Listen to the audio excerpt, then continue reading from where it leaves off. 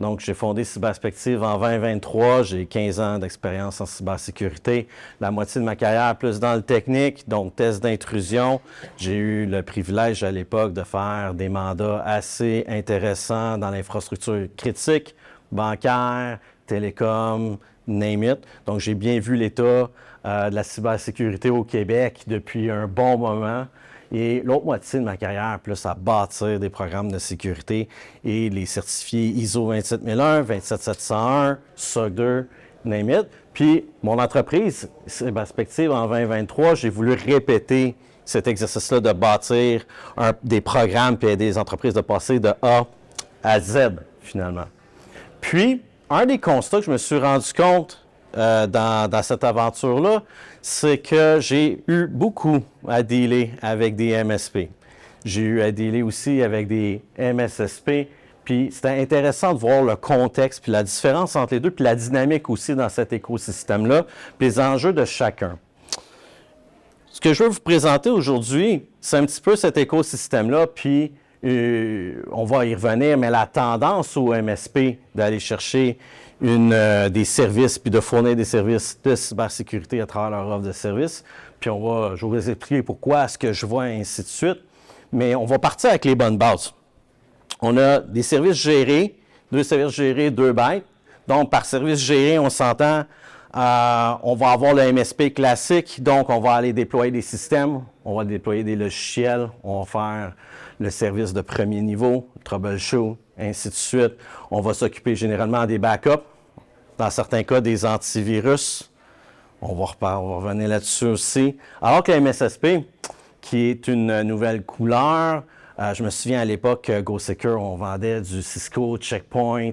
En termes de firewall, CIEM, ça a été dans les premiers là, à fournir un portfolio de services gérés en termes de cybersécurité. Puis aujourd'hui, ces services-là sont beaucoup plus accessibles à travers divers fournisseurs.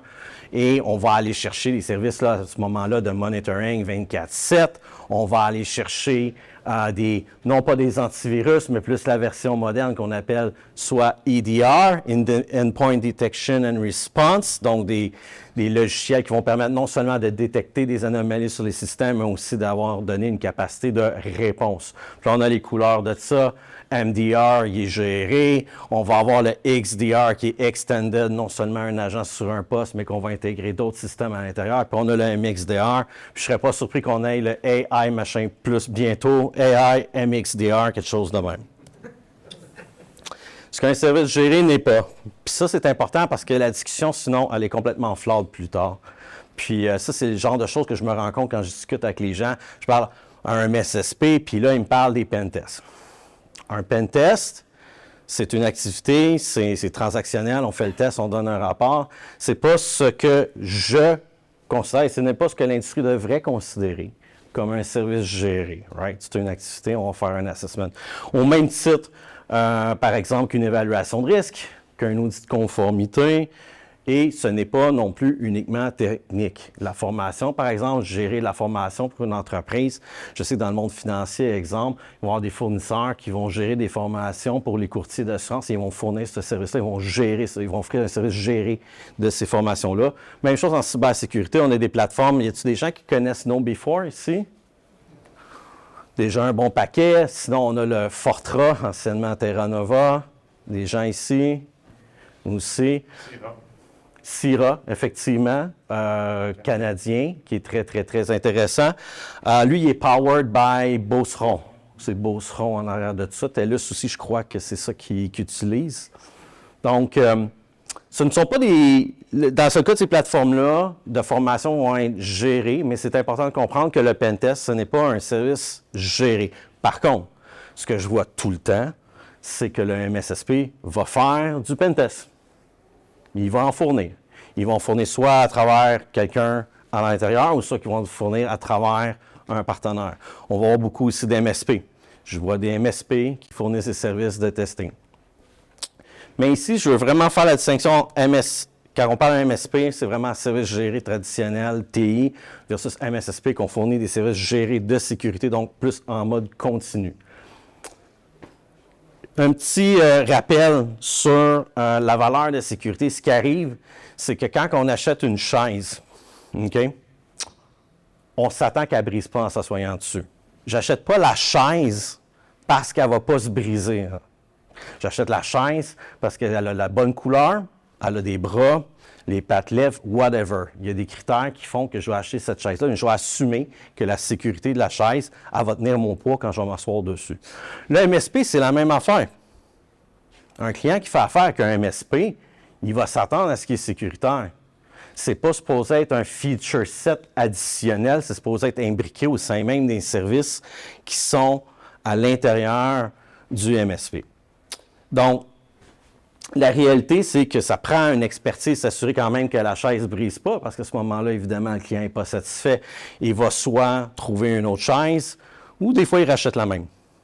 C'est correct, ça veut dire que le service est bon, il y a d'autres plus-values, il y a d'autres features qui sont plus intéressantes que le fait que ça brise une fois de temps en temps. Ça peut arriver, puis j'ai vu ça. Donc, on renouvelle les contrats à Birthday Breach, alors qu'il y a eu une négligence, j'ai vu ça, c'est arrivé. OK?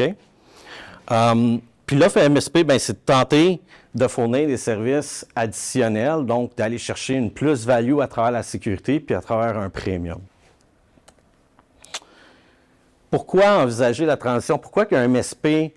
Puis là, je dis, pourquoi qu'un MSP veut faire ça? C'est pas un pitch en l'air. Presque tous les MSP à qui je jase sont soit en recherche d'acquérir un petit MSSP, soit qui sont en train de développer des services de sécurité déjà au sein de leur entreprise. Donc, soit à travers un partenaire, exemple, tout le monde qui connaît SentinelOne? Bon, vous savez qu'ils ont vigilance, donc on a un service MDR, ils vont faire le SOC. S'il y a un incident, ils vont rapporter l'incident à ce moment-là à l'équipe TI, ils vont avoir l'escalation, on va gérer ça à l'interne. Il y a d'autres services, on a parlé des formations avec nos B4, exemple, ou un Fortra de ce monde.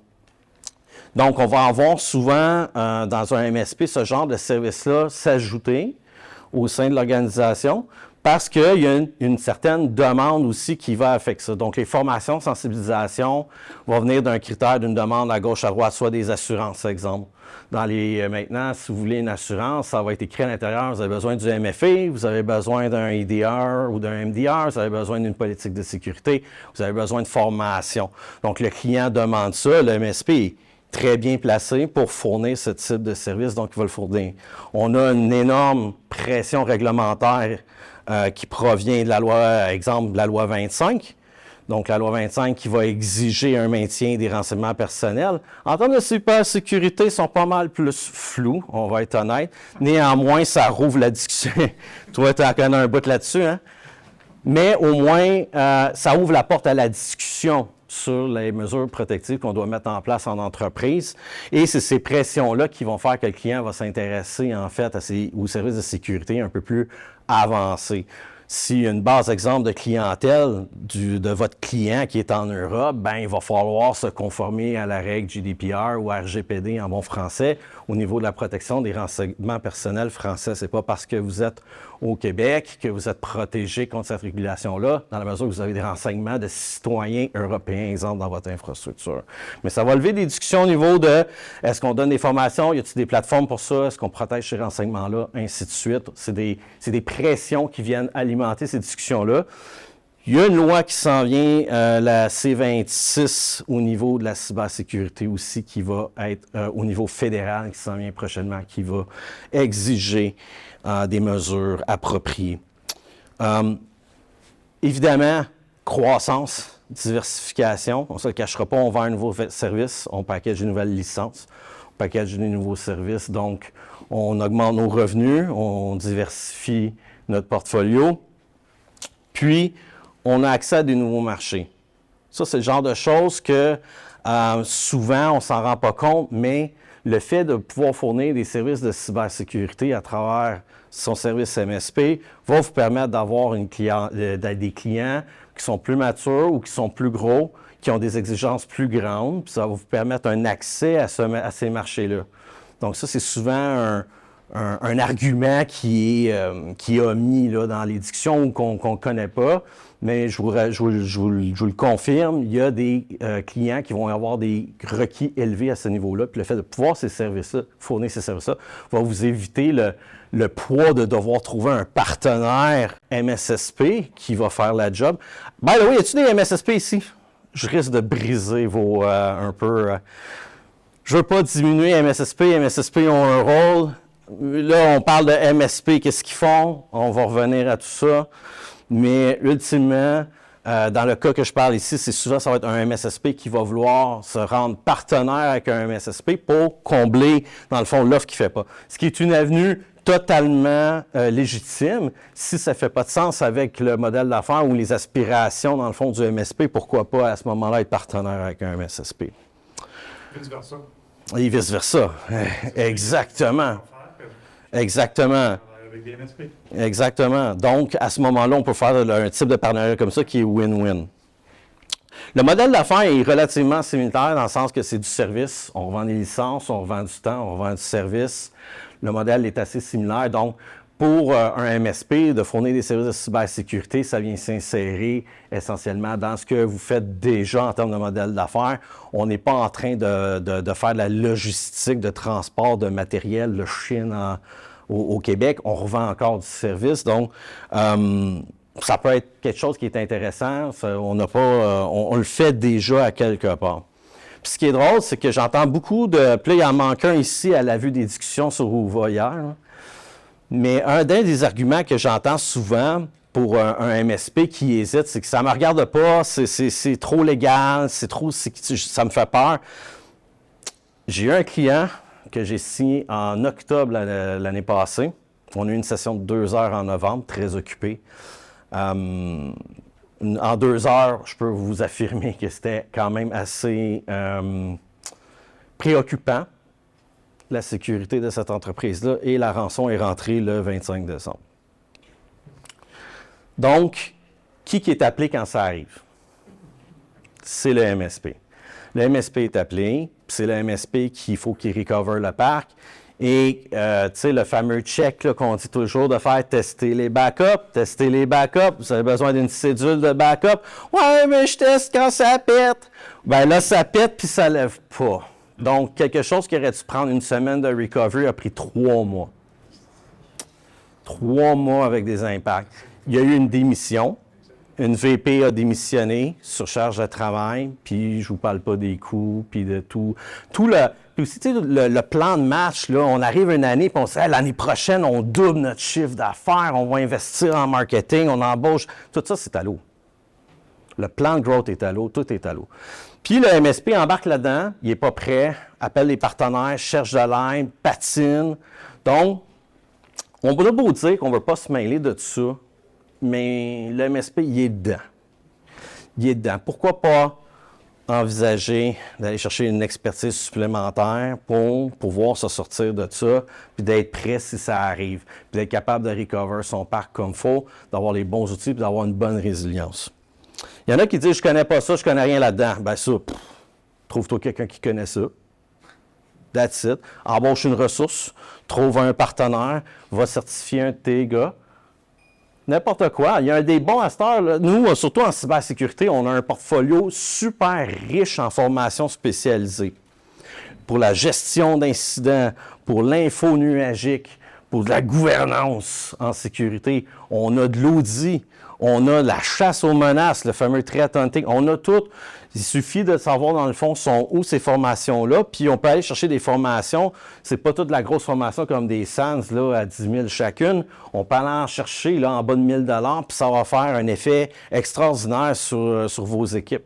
Moi, je me souviens, chez Dévolution, les gars, quand on commençait à former les gars opérationnels, on leur a fait faire le ECIR, qui est le E-Learn Certified Incident Responder. Juste ça, c'est un examen pratique où ils doivent grinder des logs, puis ils doivent reconstruire un incident, puis déterminer c'était quoi les impacts, puis c'était comment qu'elle allait recover un incident. Une formation comme ça, c'est peut-être 1500 $, gros top, puis ça change complètement un individu. Donc, on n'est pas obligé d'aller vers un SANS à 10 000, quoique il y a de la value à aller là, même si c'est très, très cher pour ce que ça donne, mais il y a de la formation qui est disponible et qui sont accessibles.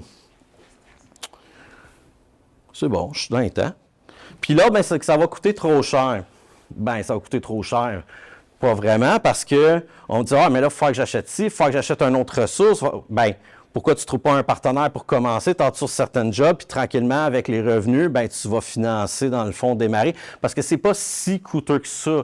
Il y a des fournisseurs de services qui offrent déjà des modèles où ils permettent de démarrer un service, exemple un MDR, un service MDR. Là, je vois qu'il y a beaucoup de gens qui connaissent SentinelOne ou des CrowdStrike de ce monde. Ils vont avoir des forfaits similaires. On achète un pool de licences, on commence à le déployer, puis peut-être le tiers de tout ça va être déjà rentable, arriver à un break-even ou peut-être même moins, dépendamment de votre vendant. Fait que, tu sais, il y a une manière de démarrer ça sans que ça vous coûte les pots. Mon Dieu, les pots. Les pots, ouais, j'allais dire du cul, mais je n'ai pas le droit de dire ça. La peau des fesses, tu sais. Puis, le dernier, un que j'ai eu récemment aussi, c'est que c'est pas à moi de faire ça. Il y a des. Puis surtout les MSP aussi, là, c'est. J'ai entendu. Il faut pas que je me mêle de ça. C'est plus le MSP qui doit faire ça pour watcher ce que je fais. Vice-versa, le MSP, tu sais, c'est pas au MSP de faire ça parce qu'il faut quelqu'un pour le watcher. Pense pas que dans la moyenne entreprise, ce soit vraiment un concern, pour être honnête. OK? Donc, qu'est-ce que je veux dire par là? C'est que si vous avez un problème de gouvernance dans une moyenne entreprise, OK, au point où vous devez splitter votre fournisseur MSP, MSSP à l'intérieur de l'entreprise, même il y a des questions à se poser sur votre gouvernance. C'est pas la même chose que dans une grande entreprise où le CISO va découler, exemple, du CFO ou du CIO, puis que le budget qui est alloué au CIO ou que le budget que le CFO veut bien allouer, bien, on a un problème de priorisation à l'intérieur. Vous avez deux fournisseurs, là. Le problème n'est pas entre ces deux-là, la gouvernance. Le problème est entre l'organisation et le choix de ses fournisseurs et le budget qu'il alloue à ses fournisseurs. Donc, que le MSP watch le MSP ou vice-versa n'a pas vraiment de rapport parce que le problème, ça vient de l'organisation. C'est quoi le budget qu'on veut allouer en TI, puis c'est quoi le budget qu'on veut allouer en cybersécurité. Ballpark, là, si vous partez de rien, en gros, c'est 20 du budget TI selon CIS. Donc, prends le budget TI, 300 000, 20 de ça, 60 000. Ballpark. Vous avez des tiers, vous avez tout ça, c'est documenté. Cost of cyber security, cost of cyber, le CIS. Vous allez voir ça, sinon, hit me up, puis je vais vous donner le nom du document exact ou carrément, je vais vous envoyer le document si vous voulez. À l'intérieur, on l'a même par grandeur d'entreprise, donc les ranges, par exemple, d'une entreprise de 50 personnes, on peut parler de plus de 10 personnes, on peut parler de 50 000 jusqu'à 250 000 exemple, en budget cybersécurité, mais ça donne une idée, parce qu'il n'y a jamais personne qui est capable de donner un chiffre. Moi, je vous le garoche parce qu'il vient d'une source que j'ai pu constater qui faisait du sens chez des clients. Donc, j'ai démarré des programmes, j'ai démarré plus d'un programme, à 400 000 de budget minimum première année, dont un que j'ai terminé avec 1,5 million de budget. OK? Donc, puis ça fit avec les barèmes qu'il y a dans ce document-là. Il y a eu d'autres sources par le passé, mais eux, on n'était pas clair si c'était suffisant ou non. Je crois que c'est Isaka qui disait entre 7 et 10 du budget TI, mais là, je pense qu'on s'adressait plus à la grande entreprise. Puis on a un document, je crois que c'est Deloitte, qui était à 0,52 des revenus dans le monde financier.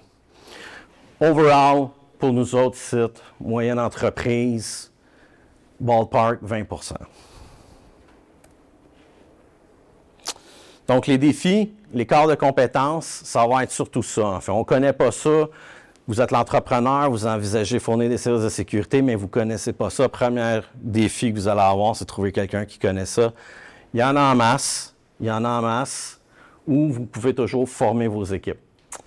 La complexité opérationnelle, ça, c'est le gros morceau, le fameux SOC 24/7. Bien, vous avez des fournisseurs de services qui peuvent gérer une bonne partie, si ce n'est pas presque la totalité selon la taille et le contexte d'entreprise, avec un service comme Vigilance, oui. Par exemple, moi, j'ai toujours vu une synergie à faire en tant qu'MSP. Moi, je suis un client de l'MSP, puis ils ont un NOC, ils ont un Network Operation Center. Bien, exact. Il y avait tous les outils qu'on n'arrête pas de voir, d'IA, DSI ou ce que Elastic donne. Exact. Moi, on me demande, toi, tu fais ça? Oui, moi, on me demande, toi, tu fais ça, Martin? Je dis, ben non, moi, je fais pas ça, je fais pas de SOC. Ah, je dis, mais pourquoi toi, tu le fais pas? Je dis, moi, je le fais pas parce que j'ai pas le goût de faire du 24/7. Tu comprends? Il a déjà, lui, le modèle 24/7. Mais pourquoi tu fais juste pas te former à gérer des incidents? Puis pourtant, c'est le genre de choses que je vois de la réticence. Ah, je suis pas sûr, je suis pas sûr. Parce que c'est sûr qu'on sort de la zone de confort, c'est une autre expertise. Mais oui, mais embaucher les gens qui ont l'expertise, ça, c'est pas obligé vous flippez pas le modèle d'affaires, là. C'est que ça va ensemble. Merci, c'est très pertinent. Il y a le fardeau réglementaire contractuel. C'est sûr que dès qu'on commence à fournir des services de sécurité, bien là, on va se heurter à des requis du compliance. Donc là, on arrive dans des clients plus matures qui vont demander un ISO 27001 ou un SOC 2. By the way, j'ai entendu des histoires d'horreur aussi où on a vendu des SOC 2 à une compagnie de 7 personnes. Je vous le jure. Ça leur a coûté une beurrée. Puis l'année d'après, ils l'ont pas soutenu, ils l'ont juste drop, mais ils ont quand même eu le client. Pourquoi? Parce que s'il y avait un vrai ciseau, y a-t-il des vis-ciseaux dans la salle? Ou des ciseaux? S'il y avait un ciseau dès le départ, là, il aurait pu juste remplir le questionnaire comme du monde de son client. Parce qu'un questionnaire risque va exiger plusieurs points. C'est pas parce que le client vous dit vous devez avoir un SOC 2 qu'automatiquement vous devez avoir un SOC 2. Vous devez fournir une assurance raisonnable, dans le fond, que vous avez des mesures de sécurité en place.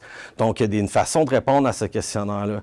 Mais c'est sûr que là, de fournir des services gérants en cybersécurité, on va dire, bien, c'est-tu ISO 27001 ta patente? C'est pas de même que ça marche. Mais ma patente, oui, elle peut t'aider à achieve ton ISO 27001 ou elle peut t'aider à aller là ou à la maintenir. Mais la bébelle en tant que telle, c'est pas la même chose. On nous demandait, quand je travaillais chez Dévolution, le nombre de papiers qui est rentré pour savoir si notre logiciel de connexion à distance était PCI DSS. Là. Puis évidemment, l'autre challenge, c'est le go-to-market. On ne vend pas la même affaire, mais on vend la même affaire. Je m'explique. On ne vend plus des antivirus, on vend des EDR. OK? Déjà là, de la manière qu'on l'apporte, hein, ça fait une différence. Donc, il y a juste une manière d'apporter le message qui va être différente, qui parle plus dans le langage de sécurité. Et un coup qu'on s'approprie ce langage-là, ça ne va pas demander non plus un énorme changement, c'est juste d'avoir le bon message pour le client, puis savoir comment l'amener aussi. Si vous avez l'approche du garagiste, « Hey! Achète-moi un pentest, va me dire ce qui est cassé chez nous, puis je vais te charger pour le réparer. » Ça se peut que ça graffine.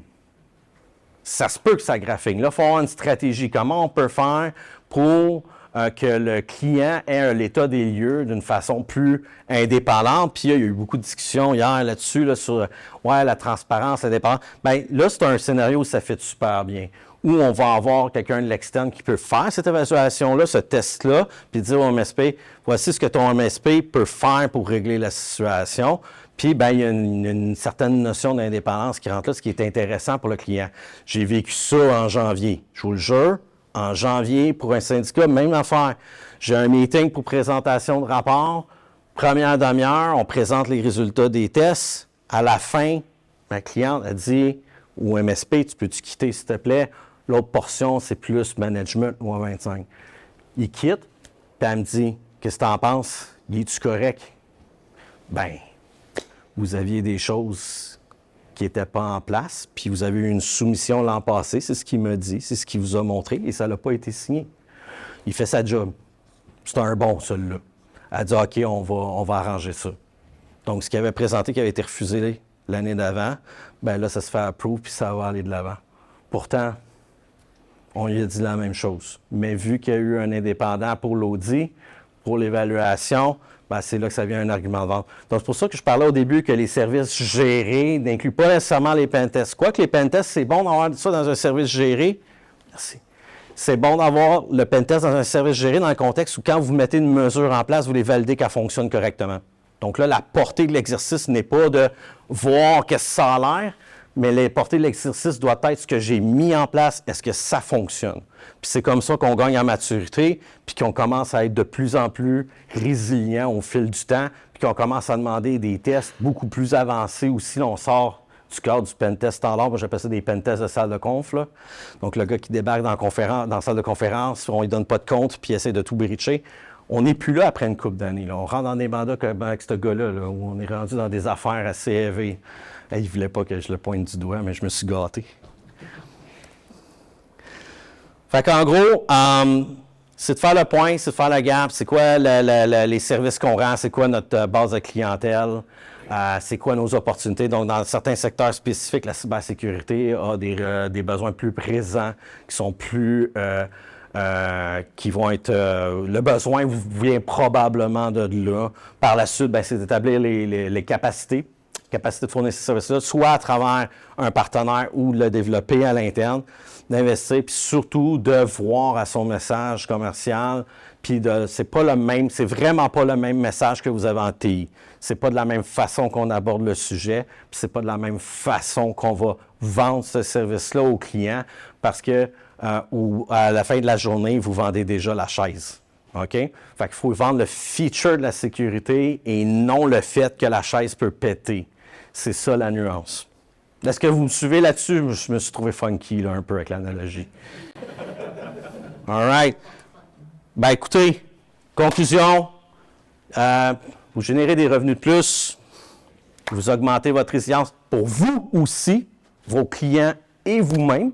Si vous augmentez l'expertise pour gérer pour aider vos clients, vous allez l'augmenter pour vous-même. Puis, by the way, vos compétiteurs le font déjà. J'en ai vu qui le faisaient. Puis, j'ai vu aussi des MSSP, que c'est un gars qui coordonne 20 partners. Fait que, allez chercher l'argent qui est à vous, puis le reste que vous ne voulez pas vous embarquer, trouvez-vous un bon partner, un bon MSP qui va pouvoir complémenter votre offre. That's it! On avait-tu le temps? Y en avait-tu qui avaient des questions? Est-ce que tu penses que le MSP qui se transforme en MSSP, qui rajoute des choses, devrait être celui qui fait l'analyse de risque et l'appétit au risque au départ, sachant qu'il risque de vendre les services et les solutions pour venir combler s'il y a un écart? Il peut la faire, mais le poids avec le client, moi, ce que je me rends compte, c'est que c'est pas le même. C'est pas le même, parce que là, confiance, genre, tu vas m'en vendre plus parce que c'est parce que tu vas arriver avec des risques élevés à corriger là, puis il va te dire, t'es comme le mécanicien, tu me trouves, il n'y a rien de plus plate que d'aller changer ses tailleurs, puis se faire dire, oh oui, by the way, en même temps, il faut que je te change tes courroies, puis il faut que je te change toutes tes breaks, puis wow, attends un peu, tu sais. Intervenir un externe et qui donne la situation, mais qui n'a pas forcément les équipes pour mettre en place. Exact. Puis juste ça va faire une énorme différence. Puis lui, il a un roadmap après sur lequel il peut se fier qui vient de l'externe, mais ça va quand même revendre les services, premièrement, de mise à jour du MSP, puis le travail que le MSP est mieux positionné à faire. Puis il va y avoir des services additionnels qui peuvent être proposés à travers même le MSP ou un partenaire.